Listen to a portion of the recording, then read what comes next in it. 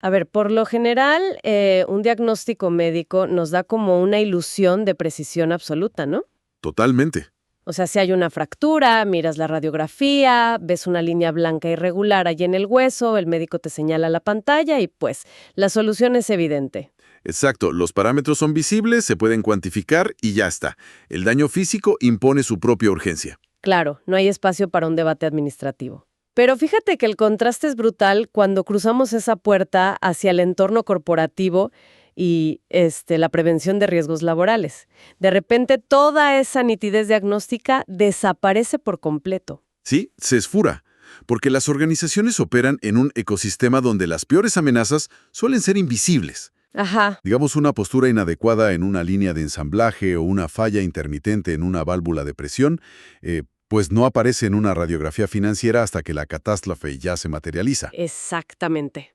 Y por eso, en este análisis a fondo de hoy, vamos a destripar las entrañas de un tema que realmente dicta la delgada línea entre un día de trabajo seguro y, bueno, un desastre corporativo. Así es. Vamos a hablar de la actualización de la matriz de peligros ocupacionales en Colombia para el año 2026. Que es un tema crítico, y para armar el rompecabezas de este análisis, contamos con unas fuentes muy reveladoras. Vamos a desglosar extractos de la famosa Guía Técnica Colombiana, la GTC 45. Uf, la GTC 45, el dolor de cabeza de muchos. Llamada Unboxing. Además, pondremos bajo la lupa ese marco regulatorio que está a punto de asfixiar a las organizaciones que anden despistadas. Específicamente la Resolución 4179 de 2025 y la 0312 de 2019. Exacto. Y la misión de este espacio, para quienes nos escuchan, es extraer el núcleo de todo esto. Queremos eliminar toda esa jerga abrumadora y entender cómo las empresas logran identificar estas amenazas invisibles y traducen la incertidumbre en un cálculo matemático puro. Todo esto para evitar unas sanciones gubernamentales que, hoy en día, te pueden paralizar una operación por completo, porque una matriz de peligros no es un formulario aburrido que se llena para archivar. Claro que no. Es, en la práctica, la primera línea de defensa de una compañía. Y vaya que necesitan defensa ahora mismo, porque hay un sentido de urgencia crítico en los departamentos de seguridad laboral. No es paranoia. O sea, hay un cronómetro en cuenta regresiva hacia el 31 de julio de 2026. Esa es la fecha límite ineludible. Exacto, para el reporte obligatorio del autodiagnóstico de estándares mínimos, que viene de la resolución 0312. Así es. Esa fecha opera como un embudo por el que todas las empresas tienen que pasar. Pero, y aquí viene lo fuerte, el verdadero catalizador del pánico corporativo es esa otra resolución que mencionabas, la 4179. Las famosas inspecciones con propósito. Esas mismas. El Ministerio de Trabajo va a intensificar las visitas sin previo aviso y ya no se van a conformar con revisar carpetas empolvadas en la recepción de la empresa. Claro, ahí se rompe la dinámica tradicional. Porque históricamente, la visita de un inspector era sentarse a tomar un café en la oficina de recursos humanos, ver que el papel tuviera la firma y poner un sello. Sí, un trámite de oficina. Pero al leer sobre estas inspecciones con propósito, la imagen que me surge es otra.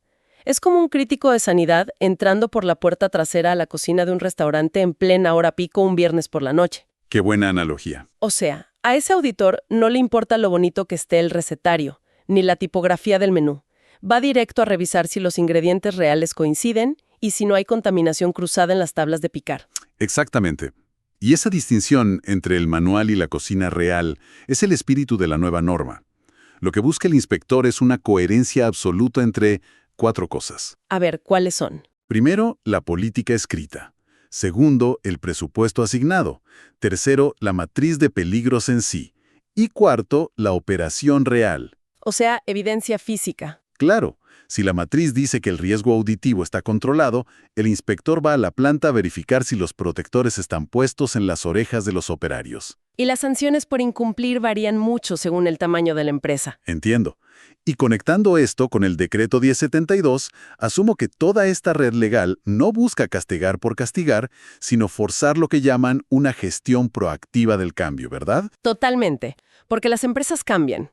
Si de repente traen tecnología nueva o cambian a los contratistas un martes, los peligros cambian ese martes. Claro, y el papel tiene que reflejar esa realidad inmediatamente. No te puedes quedar con el documento del lunes si el accidente pasa el miércoles. Exacto. El papel debe viajar a la misma velocidad que la toma de decisiones. Bueno, sabiendo que las empresas están bajo esta lupa gigante, pasemos al cómo. ¿Cómo se hace esto en la vida real?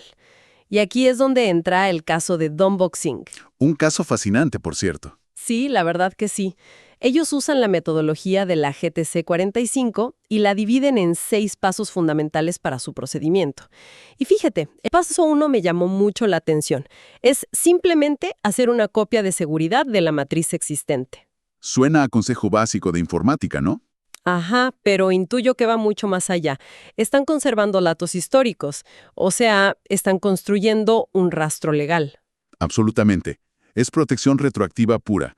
Piensa que si un extrabajador demanda en 2028 por una exposición a químicos que ocurrió en 2024, la matriz nueva del 2026 no te sirve de nada en la corte. Claro, necesitas demostrar qué controles tenías en el momento del incidente. Exacto. Luego, el paso 2 de Dombox es determinar los cambios en procesos o tareas usando investigaciones de accidentes previos o maquinaria nueva. Lógico. En el paso 3, crean la nueva matriz llenando todos los campos. Y en el cuarto, establecen los riesgos prioritarios. Siempre comienzan por los de nivel 1, que son los no aceptables, y los ordenan por la cantidad de trabajadores expuestos. Pura lógica de emergencias. Apagar el incendio grande primero. Así es. Luego el paso 5 es notificar a las partes interesadas, como la alta dirección y el comité de seguridad. Y finalmente, el paso 6 es actualizar la versión del documento. Ok, todo eso suena impecable, pero hay un detalle en la metodología de Dombox que me hace mucho ruido. Ellos le añaden 4 columnas extra a la matriz original de la GTC 45. Sí, las famosas columnas adicionales. Añaden evidencia de cumplimiento, responsable, una de sí o no para ver si cumple y la fecha. Y yo me pregunto, a ver, la GTC 45 ya es un documento exhaustivo, gigante. ¿Por qué Dombox decide agregar estas 4 columnas extra? ¿No es meterle más burocracia al asunto? Es una excelente pregunta. Y a primera vista sí parece burocracia. Pero si lo conectamos con lo que hablábamos de las inspecciones, esas columnas extra son literalmente el escudo protector contra las inspecciones con propósito. Ah, sí. ¿Cómo funcionan de escudo? Porque no basta con identificar el riesgo en una hoja de cálculo.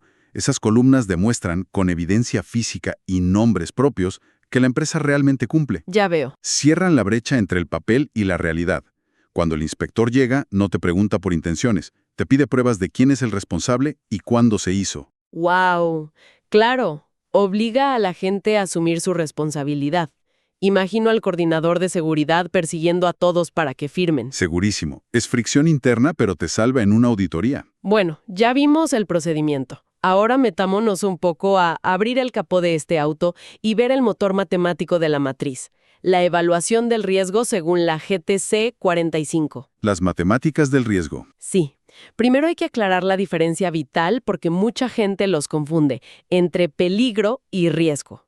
El peligro es, digamos, la fuente o situación con potencial de daño. Exacto. Como una postura prolongada o estar expuesto a vapores de pintura. Y el riesgo es la combinación de la probabilidad de que eso ocurra y la severidad del daño.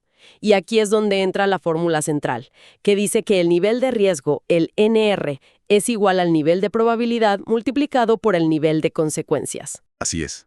Y a su vez, ese nivel de probabilidad se calcula multiplicando el nivel de deficiencia por el nivel de exposición.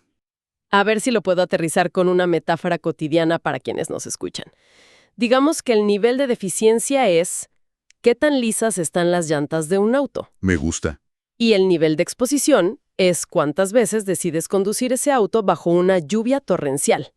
La probabilidad es el resultado de juntar las llantas lisas con la lluvia. Exacto. Ahí ya tienes el accidente casi asegurado. Y el nivel de consecuencias sería la diferencia entre estrellarse a 10 km por hora o a 100 km por hora. Es una metáfora perfecta. Y lo brillante de esta fórmula es cómo elimina la subjetividad humana. Claro, no hay espacio para el yo creo. Nada de eso. Asignas números precisos. Por ejemplo, La tabla le da 100 a una consecuencia mortal, o 10 a un nivel de deficiencia muy alto. Con esos valores críticos, un nivel de riesgo que te dé entre 4.000 y 600 es nivel 1. Y nivel 1 es crítico, ¿no? Situación crítica, no aceptable. Requiere suspender actividades de inmediato. Mientras que un riesgo nivel 4, que da un valor de 20, es aceptable y solo requiere mantener los controles. O sea, los prevencionistas pueden mirar el número y saber sin dudar si deben detener una fábrica entera o simplemente programar una revisión. Quita la opinión de la gerencia de la ecuación. Si da 4.000, se detiene. Punto. Pero claro, una vez que la fórmula escupe ese riesgo inaceptable y paras la planta, surge la pregunta del millón. ¿Cómo se soluciona esto de manera efectiva cuando, seamos sinceros, los recursos financieros de una empresa son súper limitados? El choque entre seguridad y finanzas. Para eso existe la jerarquía de controles de la normatividad. Que tiene un orden muy estricto. Eliminación, sustitución, controles de ingeniería, controles administrativos o señalización y finalmente los EPP, los equipos de protección personal. Ese orden es ley. Te doy un ejemplo claro del texto. Si hay exposición a vapores tóxicos al pintar y te da un riesgo nivel 1, no puedes simplemente comprar mascarillas. ¿Qué es lo que todos quieren hacer porque es más barato? Totalmente. Pero la jerarquía exige que primero intentes usar pintura a base de agua, que sería sustitución. Si no se puede, instalas ventiladores portátiles, que es ingeniería. Y solo al final, como última barrera, das los respiradores. Pero implementar controles de ingeniería cuesta dinero. Y ahí los textos nos introducen una herramienta loquísima, el anexo E de la GTC 45, que se llama el factor de justificación, la famosa J. La fórmula mágica para los presupuestos. ¿Sí? Que dice que G es igual al nivel de riesgo inicial por el factor de reducción del riesgo, dividido por el factor de costo basado en salarios mínimos. Daban el ejemplo de comprar guantes de PVC por 360,000 pesos mensuales para evitar cortes. Así es. Pero te digo algo, esto me genera un poco de, no sé, incomodidad filosófica. ¿Por qué? Porque ¿acaso este factor de justificación no convierte la seguridad de la vida humana en una fría ecuación algebraica de costo-beneficio? ¿Como que la solución más barata siempre va a ganar en la oficina de finanzas? Entiendo perfecto tu punto. Suena un poco frío. Pero míralo desde el lado racional. No se trata de elegir lo más barato para desproteger al trabajador. Se trata de maximizar el impacto de recursos que son finitos. O sea, sacarle el juego al presupuesto. Exacto. La fórmula ayuda a encontrar la medida que ofrezca la mayor reducción de riesgo posible por cada peso invertido. Imagina que te gastas todo el presupuesto de seguridad en una medida carísima pero muy ineficiente. Claro, te quedas sin plata y dejas otros peligros que sí son mortales sin atender. Precisamente, el factor de justificación asegura que no pase eso. Ya veo. Bueno, haciendo un poco de retrospectiva del viaje que hemos hecho hoy, empezamos con esa amenaza inminente de las inspecciones de 2026 y el reporte de estándares mínimos. Que ya vimos que no es juego. Para nada. Luego vimos la aplicación práctica con el escudo de las columnas extras de Doombox Inc. Y finalmente nos metimos en las entrañas matemáticas de la probabilidad y bueno, esta justificación económica de las medidas de control. Ha sido un análisis súper completo. Sí, y nos deja clarísimo que la matriz de peligros no es un archivo muerto para cumplir un requisito. Es literalmente el plano arquitectónico de la supervivencia en el lugar de trabajo. Así mismo es. Pero fíjate, quiero cerrar con una reflexión, una duda que me queda rondando en la cabeza. A ver, cuéntame. Si la ley exige que la matriz refleje la operación real a la perfección, y ya vimos lo riguroso que es este cálculo de rutinas, ¿qué sucede en el terreno incierto del comportamiento humano frente a la presión? Ese es el factor X. Exacto, porque todo es perfecto en la hoja de cálculo. Pero imagínate un viernes en la noche, fin de turno. Un sensor de seguridad se descalibra y frena la máquina cada rato. ¿Qué pasa cuando el operario, que está agotado y presionado por las metas, decide ponerle un cartón al sensor para que no moleste y poder irse a su casa? ¡Wow! Todo el andamiaje legal se cae. Exacto. Queda la gran duda, para quienes nos escuchan, de si podrá alguna vez una fórmula matemática, por más perfecta que sea la GTC 45, predecir y calcular el riesgo exacto del factor más volátil en cualquier industria, la naturaleza humana tomando atajos cuando nadie mira. Una pregunta que deja mucho para pensar. Así es. Bueno, ha sido genial desgranar todo esto y adquirir esta tremenda herramienta de conocimiento sobre cómo funcionan realmente las reglas de la supervivencia corporativa. Nos vemos en el próximo análisis a fondo.